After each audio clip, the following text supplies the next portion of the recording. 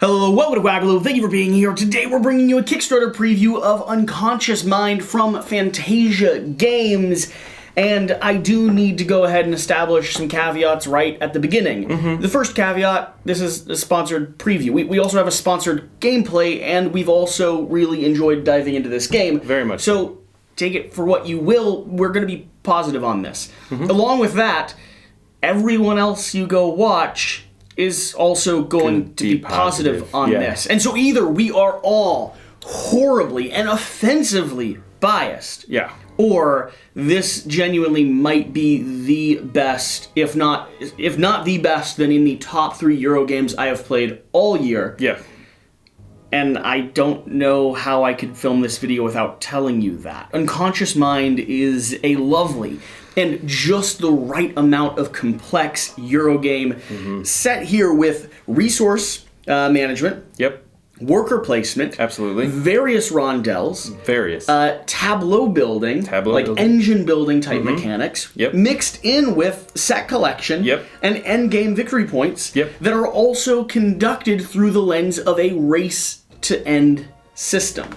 You're trying to, you can drive endgame when it's time to drive endgame. When you think the game should come to a screeching halt because you think you have victory, you can push it. You can push it. You can do it. You can do it your very self. There's other people that have done fantastic content on this. Gaming Rules has a full breakdown and preview that is going to be pinpoint accurate as far as I can tell. We are going to have a ridiculous gameplay. It's very ridiculous. Is a lot of fun, which is par for the course here at Quackalope. Board Game Co. has a fantastic prototype review. Yes, he does. I actually had not played or talked with him about this game before sitting down with it, so I'm excited to see that we both match up with our love and affection of this. Rado had his mind blown by this. Thinker Themer also have really enjoyed it. So there's a lot of people out there that are chatting about Unconscious Mind. So what can we do here that's different from all this other content that you're putting out? Talk in funny voices. We could talk in funny voices, West. We could. We could also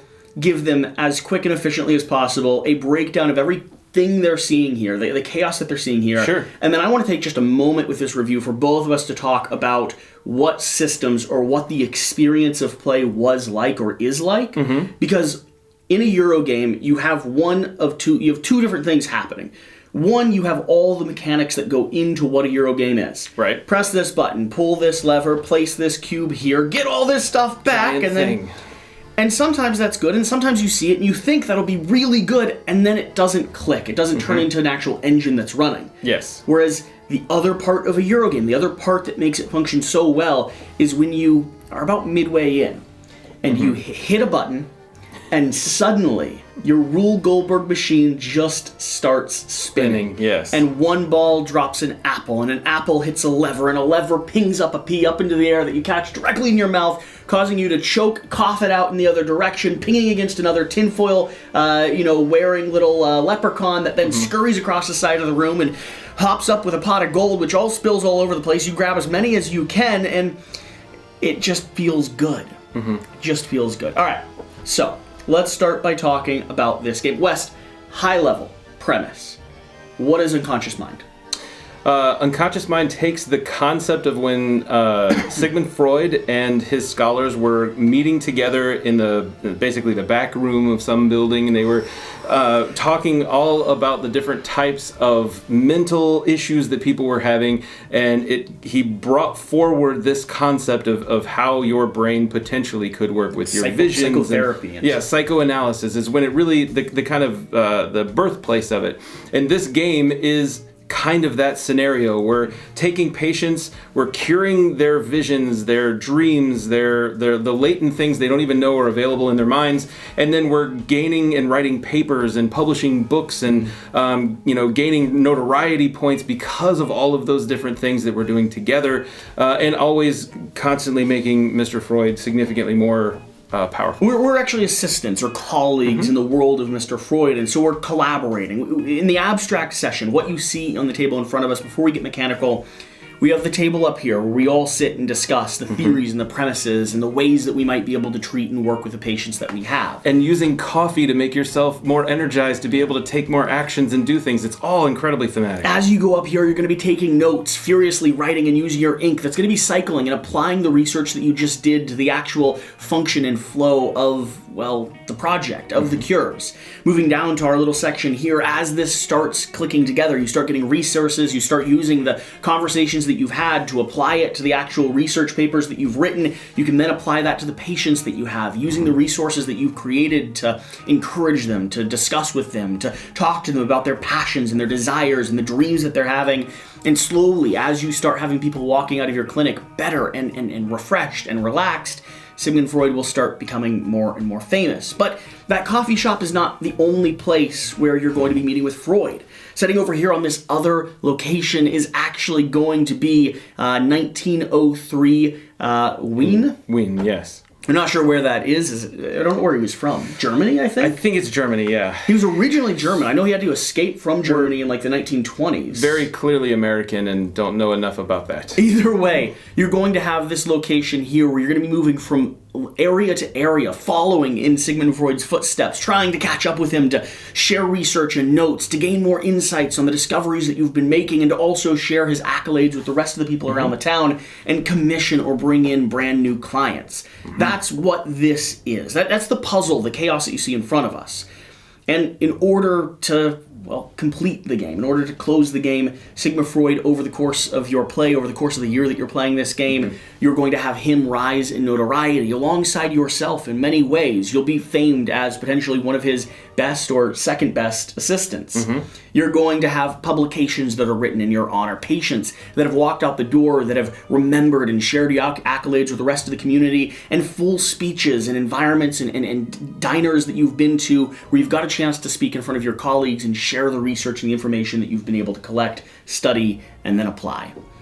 That's the game. That's the Euro, right? In a nutshell. And Euro's weird because Euro's a mechanics engine with a theme pasted on it, and yet everything here ties so thoroughly. Yeah, but a typical Euro doesn't have as pretty a presentation That's what I'm saying. as this a typical Euro has a theme pasted on. Yeah, and it's usually very bland. It's usually a bland theme. I don't know about that. It doesn't have to be. I don't know. It doesn't have to be. Most of the traditional Euros I you played don't are like the pretty Europeans bland. doesn't mean that they all are I bland. didn't say I didn't like them. Just because you specifically like Swiss sheep more than Europeans doesn't mean... Swiss sheep are great. They are great. They are great. All right, so let's start talking about the actual mechanics engine of this game. Okay. Let's start zoned in on our... Is this the right area to start, or is it this board? I don't know. They're kind of tied together. Everything ties together. I think we have to start on this board to then talk about this, to then talk about that. Okay, let's I think do you that. have to go that way. Go ahead, Wes. Make a swing at it. So on this particular board here, this is that coffee spot area, right? You're going to use your special little actions here, your thinker actions. Your worker placement actions. Yeah. To take different spots that are available on this particular tile, and each one allows you to hit different locations. So you can take your action and just choose this one or just choose that one. But once it's locked up, you can't use it again, and each one will correspond to different movements along your ink bottle pathway, which we'll talk about here on your regular board. But these little tiles come off of this river mechanism. So every time you take a tile, it floats down the river towards the end here.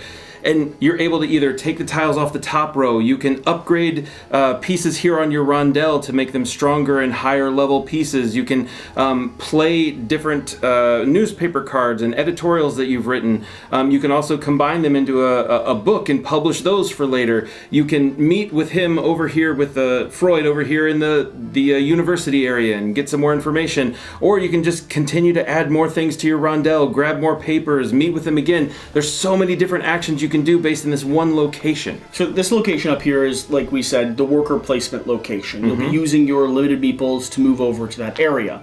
Now, one thing that Unconscious Mind does that I always celebrate in games is it makes your recall action as interesting as your actual play action. So on your play action, you can choose how many of these you want to put over depending on the limitation. You can see the little lightning bolts. Depending on the limitation of the location and where you actually want to line it up. You'll place them over there, and when you run out of them, you'll recall. And on the recall, you could also still conduct healing. You could also still maneuver over here on this main board. There's other things that you get to do that feel just as powerful and satisfying. Moving down from this over onto our own personal board. Now this is where the one of the Rondel systems is going to be. This is also where the resource management and the engine building is going to be. So if you want to talk about how this then applies down here. Yeah, so as you've taken your tiles, you get to place them across this area here in your personal player board. And the tiles can either be read depending upon where your ink bottle is. They either are read this direction all the way across, or if you're up here and you've got a full row here done, you can actually go from this spot all the way down. So it's an interesting way for you to gain a little bit of additional engine building style with still using the same engine. I don't think I've seen other places where you build an engine this way, but you can also use it this way if you wanted to. So that's unique. But this little rondel area here, because of these actions on the right-hand side of the board, you have to move your ink bottle that number of spaces, not that number of spaces, but the full number of spaces, which also makes for an interesting little puzzle, because I can't tell you how often I wanted to go one extra space or one less space and I wasn't able to do it. Yeah, this really ties together in the sense that I am very carefully picking where I place my meeples or where I place my little thoughts up here in order to not only combine with whatever this engine is that I've built with my inkwell, but also take the corresponding action that I want up here. And that's difficult and also gives the opportunity to block other people on their actions. Now, Big time. There are some engine elements that allow you to mitigate or control for those variabilities. For instance, if I had a light bulb here, which costs 3 coffee to make, I would be able to control and shift it up or down, right? It goes a little bit later. You turn on the light just a little bit more, you light the flame, and you can sit there and you can continue writing notes late into the evening. But it's harder to do that, and it definitely has a cost associated with it. So as we move from our player tableau with the engine building and the rondel, we move down and over to our resources and the people that we're actually trying to help and heal. Absolutely. So our resources up here are going to be 3 different types. We have growth, personal development. We have freedom, getting away from the nightmares that you have. And we have passion, the lust and desire you have for your own mother. I'm pretty sure that's accurate. Yep, or father, depending on who you are. Which way? Yeah.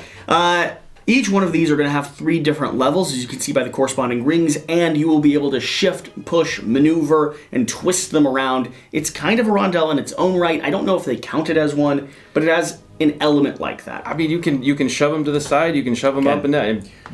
These are the resources we're going to be applying to actually heal our patients. Now, the patients that we have are going to have a pile of cards around them, and all of these cards matter. So first off, I have my actual patient. My actual patient is going to be this lovely woman, Gato Wiggles.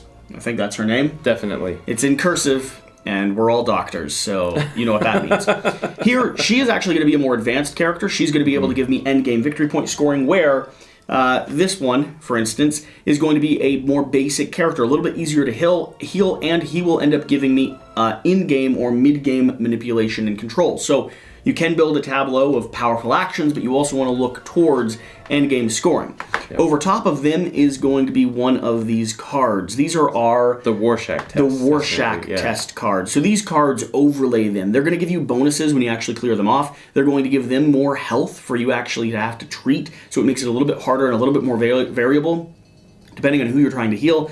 And they're going to give us victory points if and when we are able to clear them off. So those get locked down here at the bottom, and our health track moves up corresponding to whatever their total health is with those 2 cards combined. Above them here is going to be the things that you can discover in order to try to cure them. We have our first dream, which is going to be one of our high visions. Just up on the top, surface level. They can talk about it the first time they come into the clinic. And this is going to give you straight health, or straight recovery, or mental aptitude, whatever, curative powers, along with victory points. And some of them will give other variables, but for the most part, this is health and curative powers. Now you can see the icons that correspond to our board over here that we actually need to have to spend in order to successfully treat and clear this card. After I've cleared this card, I can move over here to our deep thoughts, those dreams that you don't tend to share with everyone around. Like, I don't even want to get into what this dream is. That looks like someone was having a really great time with Black Rose Wars before it was Black Rose Wars. That sounds about right. This is also going to give you some in-game bonuses, in-game effects, a lot of health, and they're going to be hard to complete. So from this, I would be able to, if I went through both of these cards in 2 different treatment sessions, I would be able to heal this young woman for 6, which in her case would be enough to heal her. But in some cases, it's not quite enough. So we also have some in-game abilities, like to spend generic resources in order to convert and get 2 more health. And we have some on-game abilities that'll give you some other health bonuses as well. But anytime you see that green heart, that's related to healing. Now, after you've already healed your first person, you'll actually upgrade and have 2 people that you're working on at the same time. That's why you see on both of our boards, we have 2 people built out on the tableau. This is sort of a mid-game or late-game setup that we have in front of us. So this is the main puzzle of the game. Everything you're doing is built around publishing papers and first and foremost, and primarily as far as I can tell, healing patients. I don't think you could probably have an in-game strategy that didn't involve healing someone. I would be very compelled. I was about to say, I'd really want to try now. I'd be very compelled. It might be possible. Maybe. But there is a lot of points that actually come from the series of healing and the series of curative effects that you can do. For sure. So that's what we have down here on our board. All the stuff in the center here is going to be end-game objectives or mid-game objectives that drive the end-game narrative. This is going to be a marketplace where we actually take on new clients and decide who we're going to continue helping and working on. And these are going to be tomes and other things that we've actually published or people that we've actually cured during the course of our gameplay. Moving up to this main board now. This board is going to be tracking primarily the victory points and the rest actions of the game. Where are you going to be spending the night? Who are you going to be talking with? And what bonuses are you going to get along the way? This board has an outer ring, like you see in almost every Euro game, to track those sweet victory points. Absolutely. It has a mid ring there, the gray ring, that's going to be tracking Sigmund Freud. It's not Sigmund Freud. Yeah, it is Sigmund Freud. Is it Sigmund Freud? Yeah, it's going to be tracking Sigmund Freud as his fame continues to grow.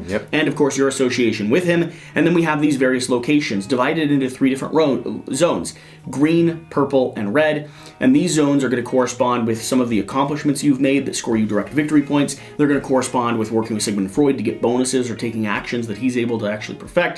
And you're going to be maneuvering and manipulating this every time you take a recall or arrest action over here at the coffee house. That's everything in front of us. So now let's do the thing that I thought would be interesting in this video. Okay. And just each of us take just a bit to talk about voices. to talk in silly voices. No, to talk about the flow and the feeling of actually playing the game. Because I really do think, and I think this is, I mean, I have to look back through everything that's come out this year, but this is screaming to top 3. Oh, yeah. Everything just clicks here, and it's so insanely satisfying. It really is good. It's very well put down. And again, this is a prototype. It's not like we're playing a full-blown game. Yeah.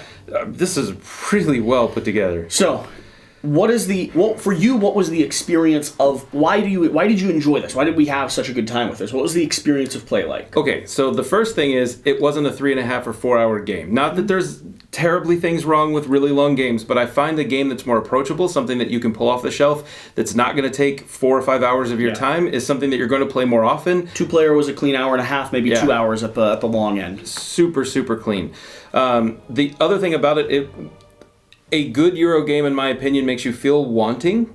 So you want more actions, you want more turns, but at the same time going, I could have done this one little thing here, or changed this one little thing. I wish I'm going to try it again, and I want to do something different. I want to continue to play, which I think is an excellent sign of a great game. And a Euro that still leaves me going, I just wanted one more turn. If I had one more turn, I probably would have been there. Yeah.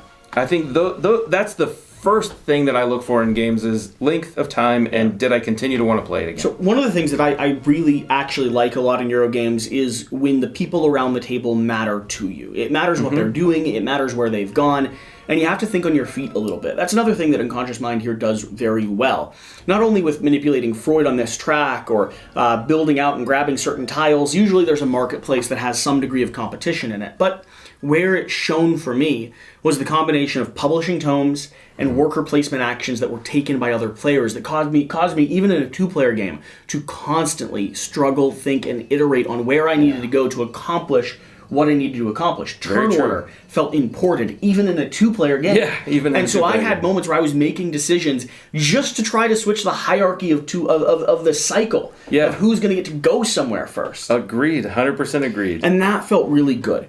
On top of that, I cannot I cannot compliment this game and Fantasia Games enough for the iconography they've used throughout this. Oh, yeah. It took maybe, and there is a full pamphlet that breaks down and has a reference sheet for all the iconography, and it is a lot of pages. And yet, it took maybe 2 interactions with every single icon to completely understand what the icons are and what they're doing. It's very, very obvious and clean. It's really well done. I don't know who they got to design their iconography, but if any board game publisher is watching this and you've struggled with iconography in the past, I might look to commission whoever it was that actually did the hard work here, if Fantasia Games will share them, because this is just really well done. Not only is it thematically accurate and thematically appropriate, but it's clean, concise, and identifiable from a distance. I was never, like I said, I was never struggling to understand what the different icons did. And in a game that is so icon heavy, I don't even know there's any language on. There is no language. You know, that's 100% a great point, because one of the things I always dislike about having to sit here is I can't see over there enough, and I never once said, "Hey, can you read me that?" No. That's amazing. Look across here. There's not a word on this thing. Other than the names of people in cursive you can't even read, this is a language-independent Euro game with iconography that does not bog me down. I think technically these books have titles, but really no. Absolutely no need. It's called the title of the book. The title of the book. That is exactly what it says. They might put titles on them eventually, but but I actually want one of the books. Can you please have one of the books just in a different language? Like, say it in Italian. Yeah. So that it sounds proper. Yeah. But it just means, like Bible. Bible just means book. What if every single one is a different language? So each version, of the book? Yeah, it's just title of the book, but in a different language for each different column. Yes, exactly. I think that'd be great. Okay, so the iconography was amazing. The head-to-head, the tightness that West is talking about was exemplified due to other players' actions and not just the economy being tight. The game gave me rewards for taking actions that I usually would consider in a Euro game not the best actions to take. It gave me a reward for recalling my pieces. It gave me very critical and very high-level choices between 2 good things. Not the best of the worst, but multiple options and multiple pathways that I felt like would be satisfying to explore down. And then finally, there is so much here that from game to game remains the same and also then becomes variable. Those tiles and the system over here remains the same, and yet the tableau that I'm building and the way that I'm interacting with this board becomes variable because of the engine I'm building. The cycle of moving pieces up and down, gaining resources, that stays the same. You're not going to get some weird resource in this game. However, the way that I'm actually collecting them, using them, spending them, and cycling them changes based off my engine building and who I'm trying to cure. This puzzle of moving around the board and trying to get icons to score as many victory points as possible, of driving endgame with Sigmund Freud, stays the same from game to game.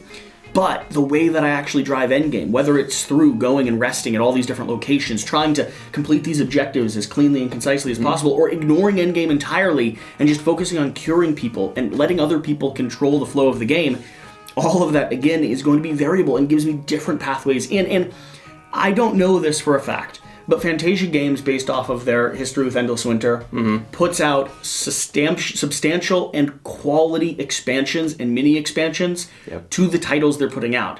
I cannot wait to see what other ideas they have here, because it has modules where little pieces and bits could be fit in, and it would just be fun to see as it transforms. Like, let's move up from submerged dreams to like nightmares or something crazy like that. Yeah, just that'd be cool. Ripping apart the mind. Right. Like, there's just a lot of good here. This game kept me engaged, kept me on the edge of my seat, and kept me wanting to dive back into it the entire duration of the multiple plays that we have. And so, I'm here. Unconscious Mind is lovely. I mean, when was the last time you got 20 points on a rest action? It's true.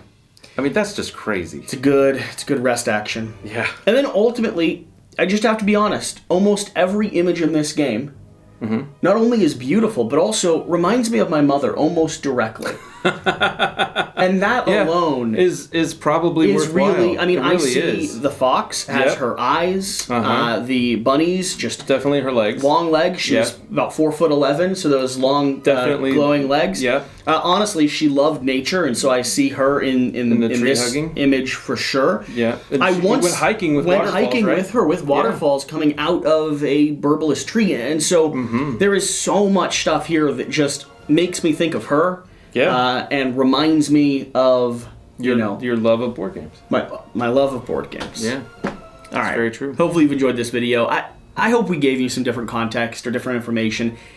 There's a lot of other content out there. Roger's got 10,000 views on his video already. Yeah. I mean, if you're paying attention to this game, you already know it's good. And we're just another voice here that's hopping in and saying, hey, we had an opportunity to play this. We had an opportunity to check it out. We're super grateful for that. And the game's good. So it's definitely good. That's all you wanted to know, right? That's it. Yeah. We'll see you next time. Which one of Freud's bad taste things do you think is the worst? Like, bad taste things? Yeah, like, is it too much of the mother issues, or is it more like father issues is the worst one of the two? Because I don't actually know. I just know about the joke that he attributed everything to parent issues, and mother issues. Mm-hmm. He was very focused on his mother as the sole bearer of all the things that were wrong. Yeah, and I find I don't know. I don't know. You find that it's your father? No. Oh. But my father was kind of like my mother because he raised me for a long time. So I don't know. Yeah, I don't know. I don't know enough about Freud to have full context. I do know that this game was really cool. Oh, definitely. Yeah. All right. We'll see you. Take care. Bye.